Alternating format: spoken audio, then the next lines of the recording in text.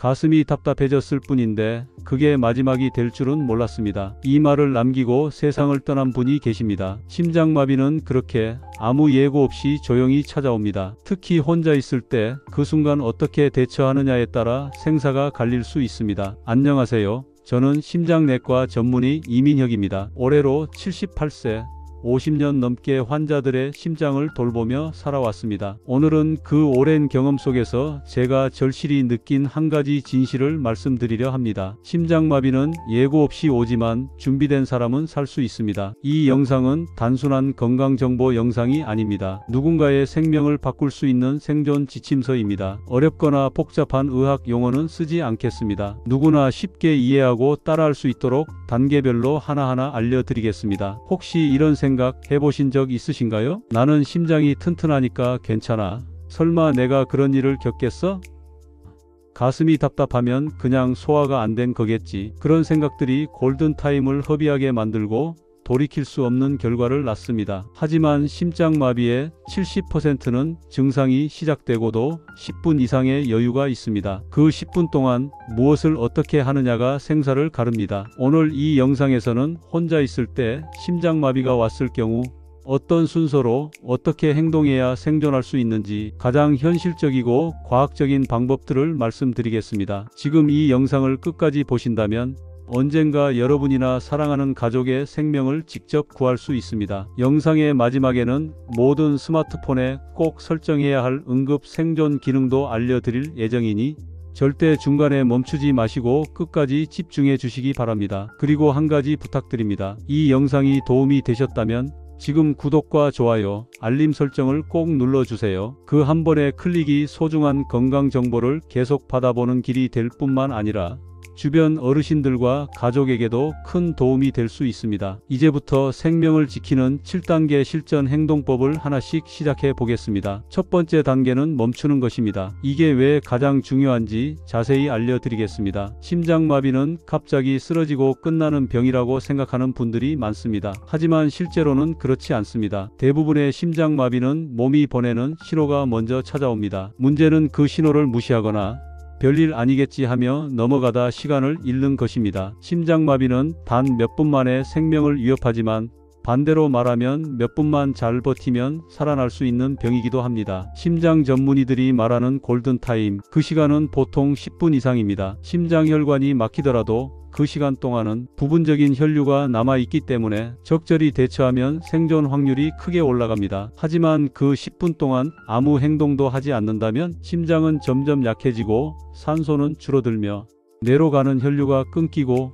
결국 회복 불가능한 손상이 오게 됩니다. 특히 혼자 있을 때는 더 위험합니다. 119를 부르기까지 망설이고 약을 찾다가 더 악화되고 문을 잠가둔 채 쓰러지면 구조조차 받기 어렵습니다. 하지만 반대로 순서를 알고 차근차근 행동하면 혼자서도 충분히 버틸 수 있습니다. 실제로 많은 환자들이 적절한 초기 대응 덕분에 심장마비에서 무사히 회복해 지금도 건강하게 지내고 있습니다. 제가 기억하는 환자 한 분은 76세 남성으로 혼자 집에서 점심을 먹던 중 가슴이 조이듯 아프고 왼팔에 통증이 퍼졌다고 합니다. 과거 건강했던 기억 때문에 처음엔 체한 줄 알았다고 하죠. 하지만 이상하다는 생각에 곧바로 식사를 멈추고 제가 진료 때 알려드렸던 응급행동을 하나하나 떠올려 즉시 대처하셨습니다. 결과적으로 119가 도착했을 땐 아직 의식이 명확했고 병원에서 빠르게 스텐트를 넣고 단 하루 만에 일반 병실로 옮겨졌습니다. 그분의 생명을 살린 건 병원이 아니라 본인의 대응이었습니다. 심장마비는 기술이 아닌 순서의 싸움입니다. 지체할수록 늦어지고 한 단계라도 놓치면 상황은 악화됩니다. 지금부터 알려드릴 7단계 생존법은 복잡하지 않습니다. 하지만 반드시 순서대로 그리고 정확하게 따라야 여러분의 심장을 지킬 수 있습니다. 지금부터 하나씩 그 방법을 알려드리겠습니다. 첫 번째 단계는 너무 당연해 보여도 많은 분들이 실수하는 행동입니다. 그것은 바로 모든 행동을 멈추는 것입니다. 심장마비의 첫 신호가 느껴지는 순간 절대로 그냥 참고 넘기면 안 됩니다. 가슴이 조여오거나 갑자기 숨이 가빠지고 식은땀이 흐르거나 메스껍고 어지럽다면 그건 몸이 보내는 마지막 경고일 수 있습니다. 이때 가장 먼저 해야 할 일은 지금 하고 있는 모든 행동을 즉시 멈추는 것입니다. 설거지를 하다가 느꼈다면 그 자리에 멈추십시오. 빨래를 개고 있었다면 손을 놓고 그대로 앉으십시오. 계단을 오르던 중이라면 더 이상 한 발도 올라가지 마세요. 운동을 하던 중이었다면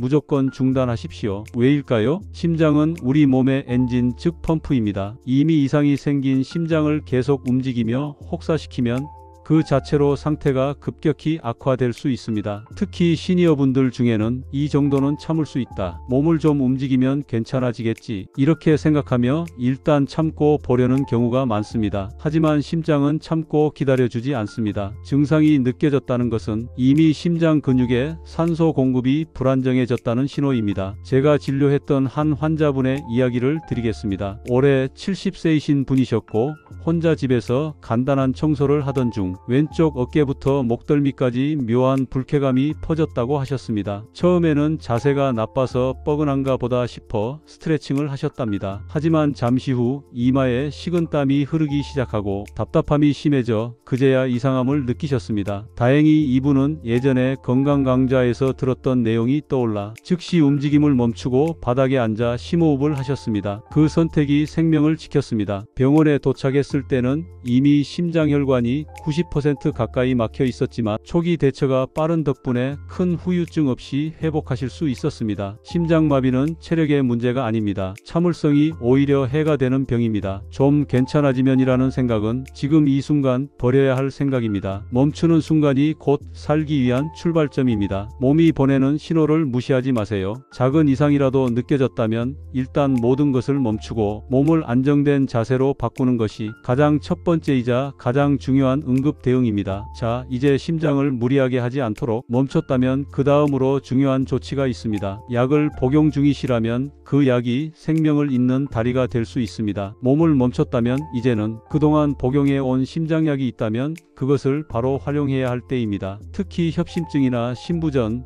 부정맥 같은 진단을 받고 약을 복용 중이신 분이라면 이 순간 그 약이 생명줄이 될 수 있습니다. 가장 대표적인 약은 니트로글리세린입니다. 혀 밑에 넣는 작은 정제 형태로 심장으로 가는 혈관을 확장시켜 막힌 혈류를 일시적으로 뚫어주는 역할을 합니다. 복용법은 단순하지만 매우 중요합니다. 물과 함께 삼키는 것이 아니라 혀 밑에 넣고 녹여야 합니다. 약물은 혀 밑의 혈관을 통해 바로 흡수되기 때문에 빠르면 1분, 늦어도 2분 안에 효과가 나타나기 시작합니다. 니트로글리세린은 최대 5분 간격으로 3번까지 복용할 수 있습니다. 하지만 주의해야 할 점이 있습니다. 효과가 없다고 한꺼번에 여러 알을 복용하면 매우 위험합니다. 혈압이 급격히 떨어지면서 어지러움, 실신, 심지어 쇼크로 이어질 수 있기 때문입니다. 제가 기억하는 73세 김영우 어르신의 이야기를 드리겠습니다. 이분은 심장병 진단을 받고 매일 니트로글리세린을 지갑에 넣고 다니셨습니다. 어느 날 아침 혼자 거실에서 TV를 보던 중 가슴이 찌르는 듯 아프고 호흡이 가빠지기 시작했죠. 당황하지 않고 소파에 앉은 뒤 니트로글리세린을 꺼내 혀 밑에 넣고 천천히 호흡을 하셨습니다. 5분 후에도 증상이 지속되자 두 번째 약을 복용했고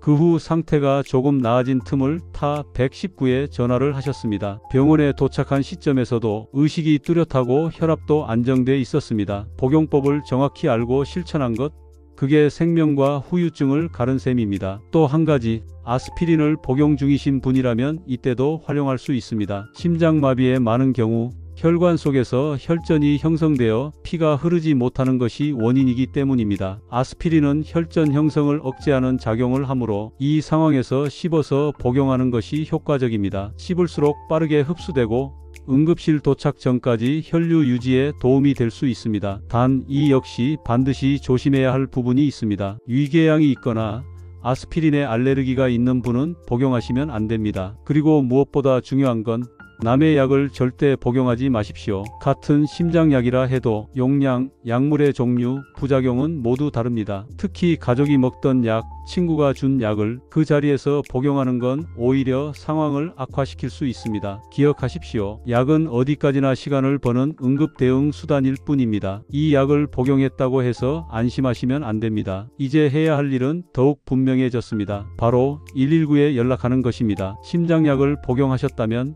이제 즉시 119에 전화를 거는 것이 다음 단계입니다. 이건 선택이 아니라 생존을 위한 필수 행동입니다. 많은 분들이 이렇게 생각하십니다. 조금만 더 지켜보자.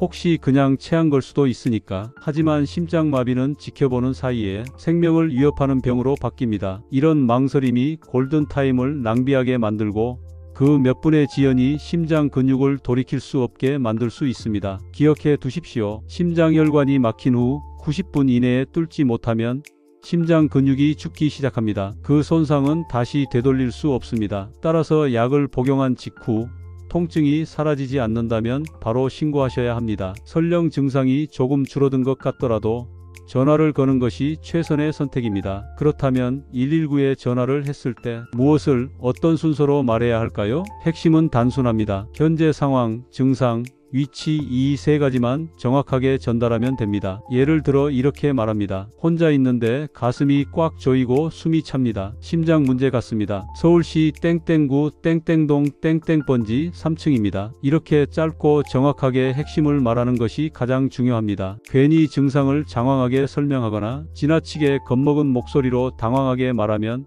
구조요원이 중요한 정보를 놓칠 수 있습니다. 가능하다면 다음 사항도 함께 알려주시면 좋습니다. 현재 나이, 복용 중인 약, 기저질환 여부, 알레르기 유무, 구급대원은 이 정보를 기반으로 현장에서 바로 응급조치를 준비합니다. 또 하나, 전화를 걸기 전 휴대폰 배터리를 반드시 확인하세요. 충전이 얼마 남지 않았다면 즉시 충전기 근처로 이동한 뒤 전화를 거는 것이 안전합니다. 중간에 전화가 끊기면 구조팀이 위치를 확인하거나 연락을 받지 못해 구조 시간이 길어질 수 있기 때문입니다. 전화를 끊지 않고 계속 통화 상태를 유지하는 것도 중요합니다. 상황이 변할 수 있기 때문에 구급대원이 추가 질문을 하거나 응급처치법을 안내해 줄 수도 있습니다. 예전에 있었던 일입니다. 65세 장명자 어르신은 심한 통증에도 불구하고 조금만 참아보자며 30분을 그냥 버티셨습니다. 결국 통증이 더 심해졌고 전화할 힘조차 없어졌을 때 구급차가 도착하기까지 또 10분이 걸렸습니다. 결과적으로 심장 기능의 40% 이상이 손상됐고 지금도 힘든 재활을 이어가고 계십니다. 반면 비슷한 나이의 이근우 어르신은 조금이라도 이상하자마자 119에 신고했고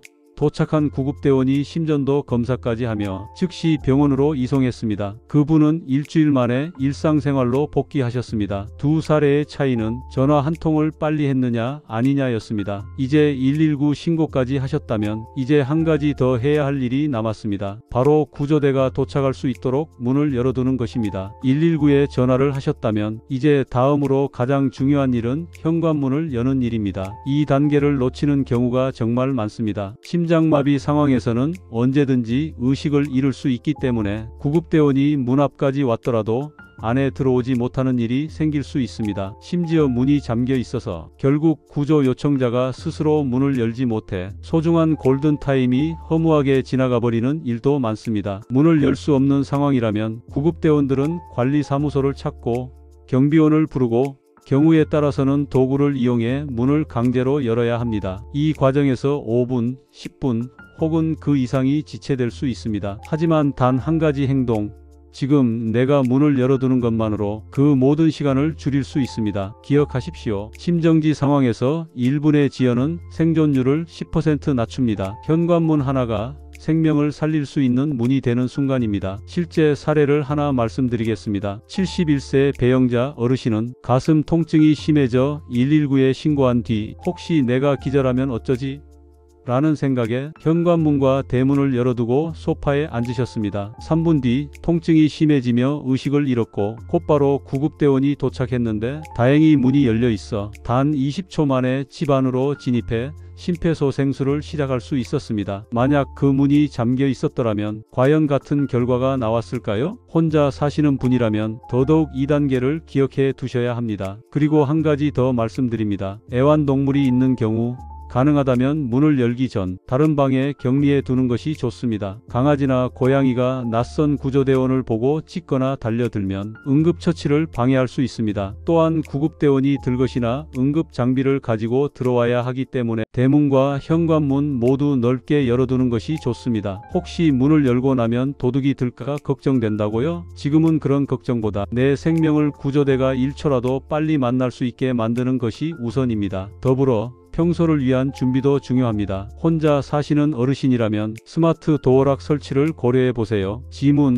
비밀번호, 원격 잠금 해제 기능 등을 통해 위급 상황에서도 가족이나 구조대원이 빠르게 접근할 수 있도록 도와줍니다. 또한 자녀나 가까운 이웃에게 출입문 비밀번호를 미리 알려두는 것도 좋은 방법입니다. 응급 상황에서는 이런 사소한 정보 하나가 생명을 이어주는 열쇠가 됩니다. 이제 문을 열어두셨다면 다음 단계는 몸을 어떻게 두느냐, 즉 자세를 어떻게 취하느냐에 따라 심장과 호흡 상태가 결정됩니다. 심장에 이상이 생겼을 때 몸의 자세를 어떻게 잡느냐는 생존율에 직접적인 영향을 줍니다. 특히 심장마비 증상이 시작된 직후에는 혈압이 급격히 떨어지고 산소 공급이 불안정해지기 때문에 몸을 안정시키는 것이 가장 중요합니다. 기억해 두십시오. 심장은 피를 뿜어주는 펌프입니다. 이 펌프가 흔들리는 상황에서 몸을 잘못된 자세로 두면 심장에 부담을 더 주게 됩니다. 그렇다면 어떤 자세가 가장 좋을까요? 가장 추천하는 자세는 바닥이나 침대에 편안히 누운 자세입니다. 무릎은 살짝 굽히고 무릎 밑에 쿠션이나 접은 담요, 베개를 받쳐주세요. 이 자세는 하체의 혈액이 심장으로 돌아오게 도와주기 때문에 혈압을 안정시키는 데 도움이 됩니다. 다만 이런 자세가 어렵거나 숨이 차고 가슴이 답답한 느낌이 강할 경우엔 상체를 30도에서 45도 정도 올려서 반쯤 앉은 자세를 취해도 됩니다. 이럴 땐 등받이가 있는 의자나 소파가 도움이 됩니다. 단 너무 구부정하게 앉는 것은 좋지 않습니다. 허리는 곧게 펴고 목은 편안하게 두는 것이 중요합니다. 몸 전체가 긴장하지 않도록 부드럽고 느슨한 상태를 유지하세요. 이때 절대 해서는 안 되는 자세도 있습니다. 첫째, 바닥에 엎드려 누우면 안 됩니다. 가슴이 눌리게 되어 호흡이 어려워지고 심장에 더 큰 부담을 줄 수 있습니다. 둘째, 계단, 욕조, 침대 모서리처럼 떨어질 수 있는 곳에 앉아 있으면 안 됩니다. 갑자기 의식을 잃었을 때 추락으로 인해 머리나 척추를 다칠 수 있기 때문입니다. 셋째, 몸을 조이는 옷이나 액세서리는 풀어주세요. 넥타이, 벨트, 브래지어, 시계, 목걸이 등은 피가 잘 돌 수 있도록 느슨하게 하거나 아예 제거해 주는 것이 좋습니다. 넷째, 체온 유지도 중요합니다. 심장마비가 시작되면 혈액순환이 저하돼 몸이 급격히 차가워질 수 있습니다. 담요나 가벼운 이불로 몸을 덮어 체온을 유지하세요. 단 너무 무거운 이불은 피하세요. 호흡을 방해할 수 있기 때문입니다. 한 가지 사례를 말씀드리겠습니다. 69세 장순이 어르신은 갑작스런 통증으로 변기 위에 앉아 계시다가 어지러움이 심해져 거실로 이동하셨습니다. 다행히 소파에 반쯤 기대듯 앉고 무릎 밑에 쿠션을 받치고 조이는 속옷까지 풀어두셨습니다. 이때 취하신 자세 덕분에 호흡이 안정되고 의식도 유지되어 구급차가 도착할 때까지 무사히 버티실 수 있었습니다. 그 어르신이 나중에 하신 말씀이 아직도 기억납니다. 어떤 자세로 앉아 있었는지가 그렇게 중요할 줄은 몰랐어요. 맞습니다. 작은 자세 하나가 생명을 좌우합니다. 이제 몸의 자세를 잘 잡으셨다면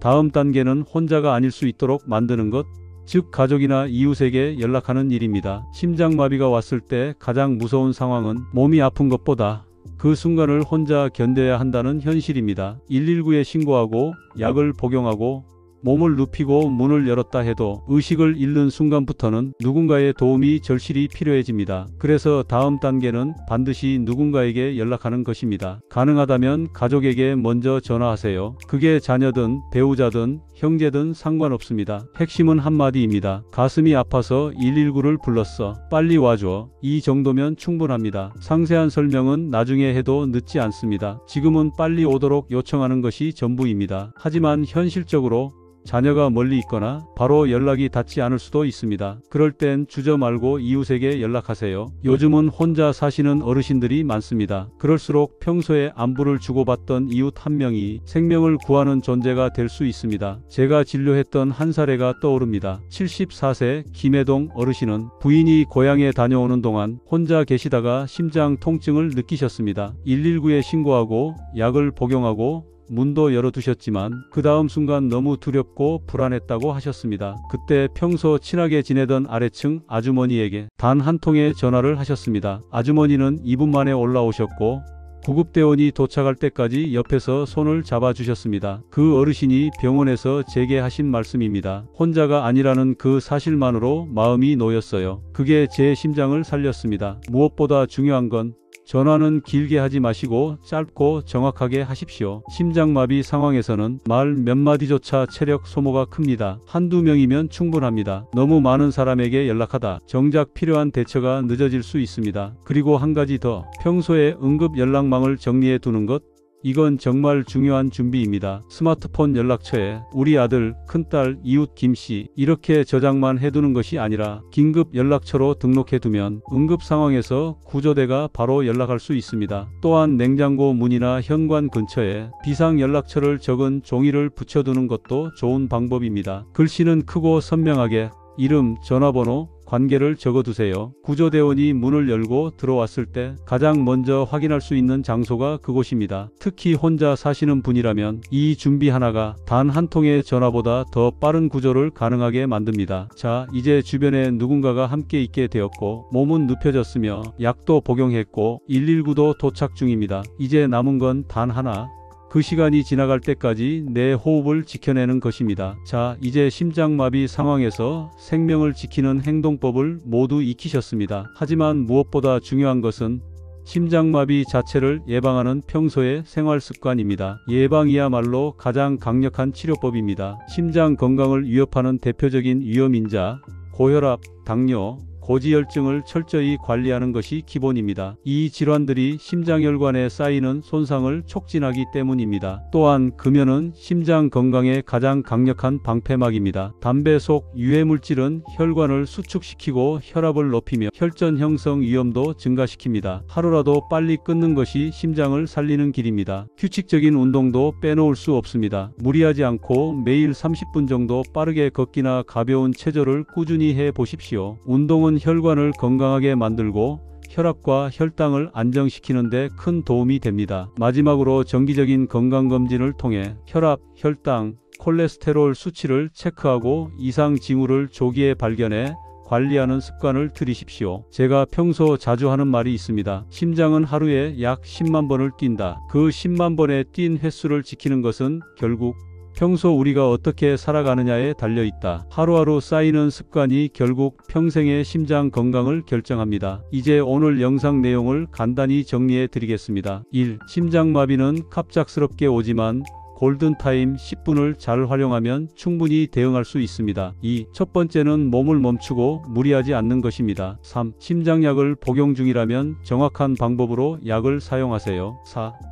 119에 바로 신고하고 구조대가 빨리 올 수 있도록 문을 열어두는 것이 필수입니다. 5. 몸의 자세를 안정적으로 유지하며 가능한 가족이나 이웃에게 연락해 도움을 받으세요. 6. 평소 고혈압, 당뇨, 고지혈증 관리, 금연과 꾸준한 운동, 정기검진으로 예방에 힘써야 합니다. 이 한 편의 영상이 여러분과 여러분 가족, 그리고 이웃의 소중한 생명을 살리는 작은 기적이 되길 진심으로 바랍니다. 부디 오늘 알려드린 내용을 꼭 기억하시고 주변에 꼭 공유해 주세요. 여러분의 한 번의 구독과 좋아요, 알림 설정이 더 많은 분들의 건강을 지키는 힘이 됩니다. 여러분도 지금 이 순간부터 심장마비에 준비된 사람이 되셨습니다. 감사합니다.